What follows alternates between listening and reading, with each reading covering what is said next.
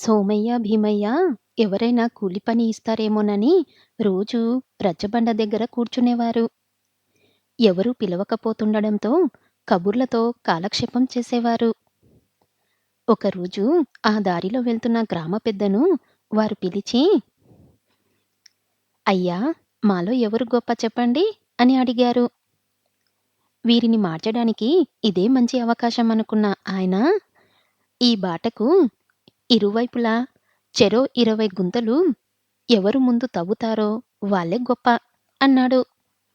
ఇద్దరూ ఒకే సమయానికి పూర్తి చేశారు. "మీకు మరో పోటీ పెడితే కానీ ఎవరు గొప్ప తెలిసేటట్టు లేదు. ఓ పని చెయ్యండి. ఈ గుంతల్లో ఎవరు ముందు మొక్కలు నాటితే వారే గొప్ప" అన్నాడు గ్రామ పెద్ద.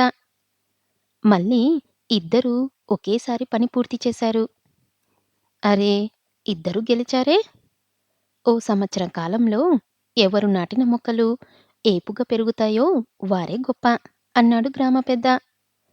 ఆ రోజు నుంచి అదే పనిగా మొక్కలకు చక్కగా నీళ్లు పోయసాగారు. వీరి పనితనం గ్రామస్తులను ఆకర్షించింది. దీంతో ఆ ఇద్దరిని కూలి పనులకు పిలవడం ప్రారంభించారు. ఇలా చేతినిండా పని దొరకడంతో కాస్త డబ్బులు సంపాదించారు. ఓ సంవత్సర కాలం గడిచాక గ్రామ పెద్దే వారిని కలిసి, "మీలో ఎవరు గొప్ప తెలుసుకోవాలని లేదా?" అని అడిగాడు.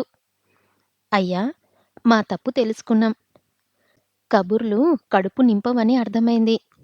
శ్రమ విలువ తెలిసిన అందరూ గొప్పవారే" అని సమాధానమిచ్చారు.